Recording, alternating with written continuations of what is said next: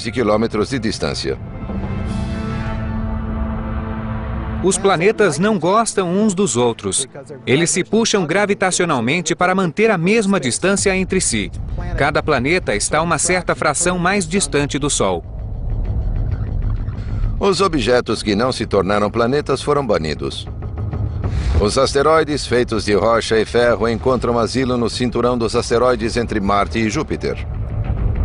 Os cometas, compostos de gelo, poeira e pedra, buscaram abrigo no cinturão de Kuiper, logo depois do planeta Netuno. Outros migraram para a nuvem Oort, a 1 trilhão de milhas da Terra.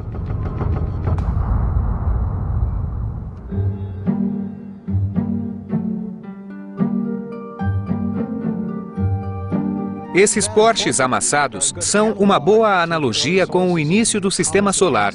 São como os cometas e asteroides que sobreviveram. Tal como os carros que são guardados por causa de suas peças, cometas e asteroides também contêm peças vitais que permanecem desde a formação do Sistema Solar. Ao longo da história da Terra, muitos asteroides escaparam da órbita e caíram em nosso planeta como meteoritos. Os cientistas analisaram esses meteoritos e descobriram sua idade por meio de datação radioativa. E como foram formados ao mesmo tempo que os planetas, os meteoritos forneceram a idade da Terra, cerca de 4 bilhões e meio de anos. Em termos científicos, é fantástico. É como fazer sua árvore genealógica e encontrar vestígios de seus ancestrais nos primórdios da história da Terra. Ainda estão aí. Cometas e asteroides também podem esclarecer as origens da água em nosso planeta.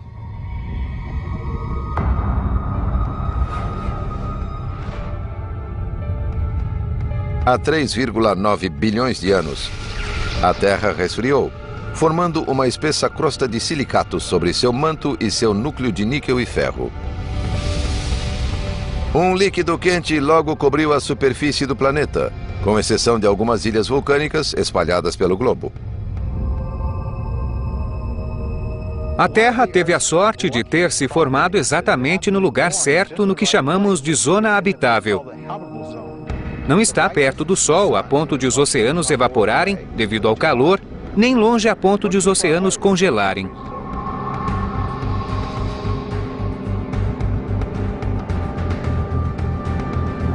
Mas de onde veio tanta água?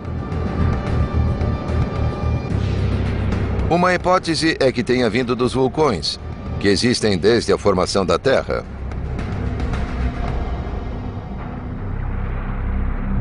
Os vulcões expeliram colossais quantidades de vapor na atmosfera. Quando a Terra resfriou, o vapor vulcânico condensou-se na forma de chuva, que forneceu água ao planeta. E de onde veio o vapor emitido pelos vulcões?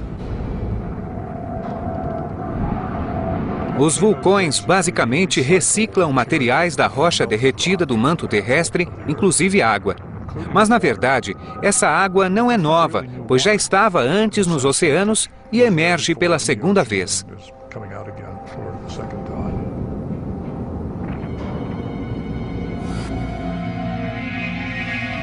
Para o cientista da NASA, Michael Mumma, a água do nosso planeta veio do espaço.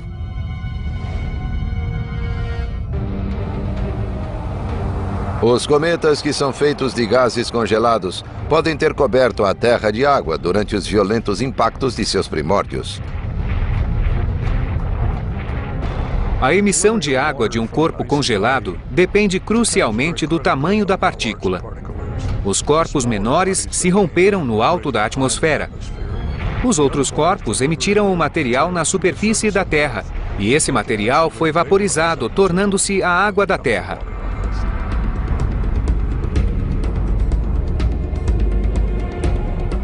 Mumma tenta descobrir se a água dos cometas é composta dos mesmos elementos que a água do nosso planeta.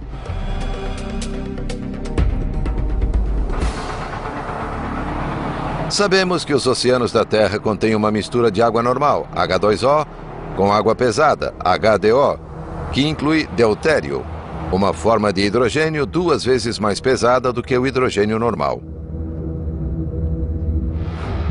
Mas é difícil estudar os cometas. Poucos passam pela Terra, porque a maioria orbita no sistema solar externo. Em 1986, porém, a espaçonave europeia Giotto teve um contato imediato com o cometa Halley, que estava a 60 milhões de quilômetros da Terra. Uma das maneiras de analisar amostras é enviar espectrômetros de massa através dos fragmentos que são expelidos dos cometas quando estão ativos. Desse modo, medimos os gases com precisão, como fizemos com o cometa Halley. A água do cometa Halley é semelhante à da Terra. Todavia, os outros cometas analisados têm o dobro da quantidade de HDO, ou água pesada, de nossos oceanos. Sabemos, depois de analisar outros compostos de cometas, que eles são diferentes. Sendo assim, não sabemos se o cometa Halley pode, de fato, representar todos os cometas. A maioria dos cometas estudados até hoje veio do cinturão de Kuiper, localizado no sistema solar externo. Portanto, não deve ter ajudado a formar a Terra.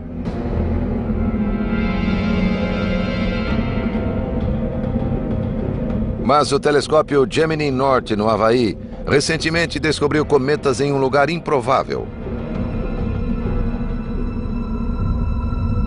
O cinturão dos asteroides, localizado entre Marte e Júpiter. Esses corpos gelados podem ter o mesmo tipo de água que a Terra, porque foram formados no sistema solar interno mais próximo ao Sol.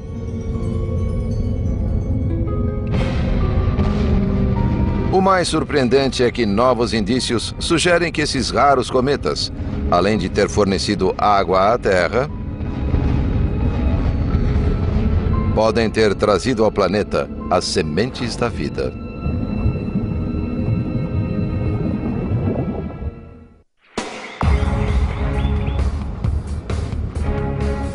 A origem da vida. Essa continua sendo uma das questões mais enigmáticas e controvertidas sobre o planeta Terra. Uma coisa é certa. Há 3,9 bilhões de anos, a humanidade teria sobrevivido apenas um breve instante aqui. A atmosfera da Terra consistia de dióxido de carbono, vapor de água, um pouco de nitrogênio e nenhum oxigênio. Mas formas primitivas de vida teriam suportado tal ambiente? Não há indícios de que existia vida há 4,3 bilhões de anos, mas achamos que havia condições para isso.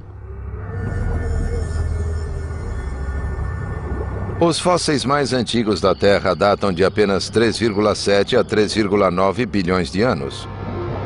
Segundo os cientistas, essas formas de vida evoluíram em antigos lagos, onde substâncias atmosféricas de energia formaram uma sopa primordial de aminoácidos, os elementos essenciais da vida.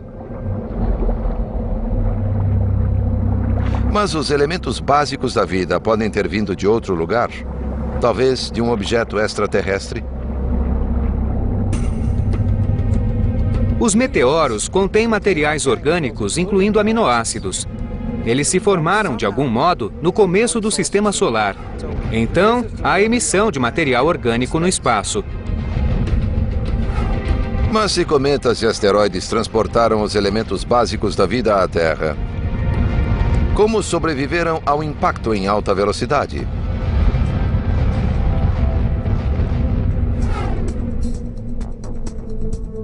No Centro de Pesquisa Ames da NASA, Pete Schultz e Seiji Sugita realizam outro experimento avançado com o canhão vertical. Eles esperam um dia confirmar que cometas e meteoritos podem ter trazido à Terra os componentes essenciais à vida. Estamos investigando a sobrevivência desses elementos essenciais. Podem ter sido trazidos para a Terra e ajudado a semear o planeta para que as bases da vida começassem a existir.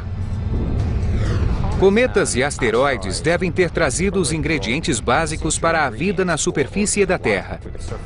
Esses impactos tornaram o ambiente da superfície muito mais favorável à vida.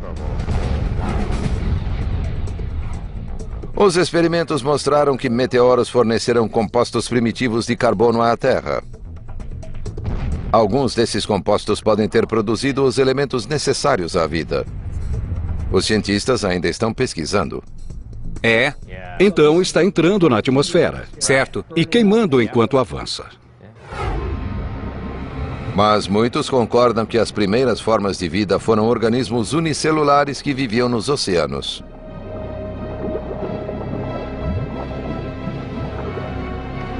Hoje, os biólogos procuram os descendentes de nossos ancestrais mais antigos em alguns dos locais mais inóspitos da Terra.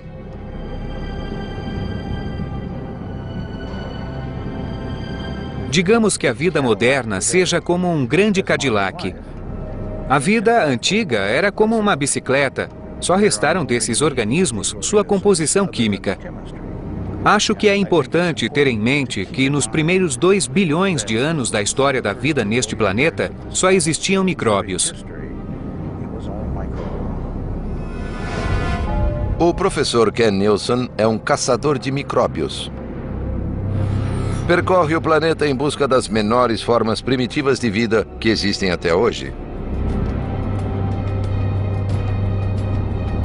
A Terra primitiva era cheia de hidrogênio, sulfeto de hidrogênio, muito metano, algum dióxido de carbono. Então, era um lugar cheio de energia.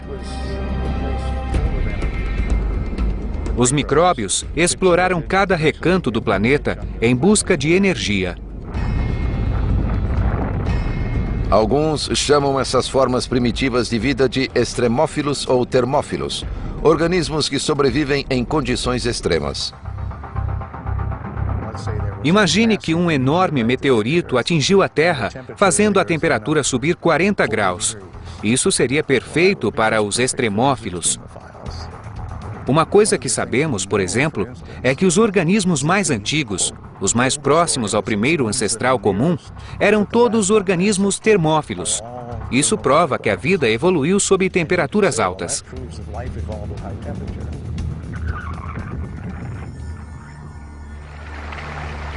Descendentes desses organismos termofílicos ainda são encontrados hoje e podem viver em temperaturas de 110 graus centígrados. Se quiser encontrar termófilos, vá ao Parque Yellowstone, aos lagos borbulhantes e tanques de água mal cheirosa.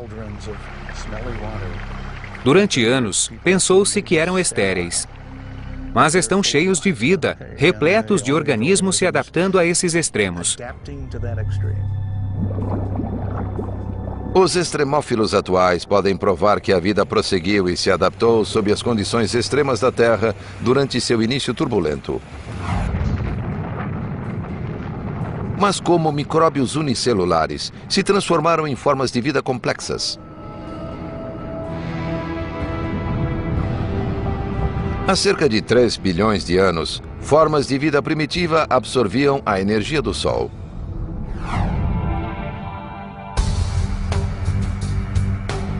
Sob a água, micróbios criaram um pigmento verde chamado clorofila, com o qual puderam capturar a luz do Sol e produzir uma reação química que converte dióxido de carbono e água em alimento.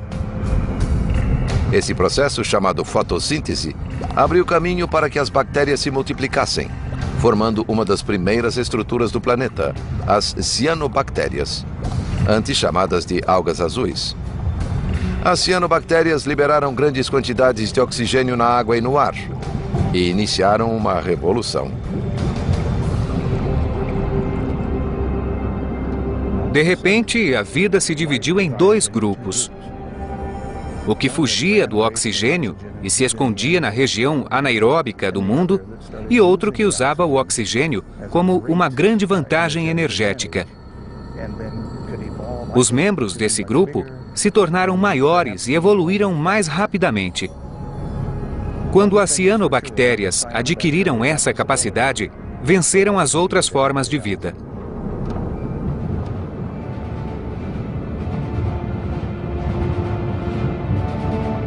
Graças às cianobactérias, a vida pôde se diversificar rapidamente.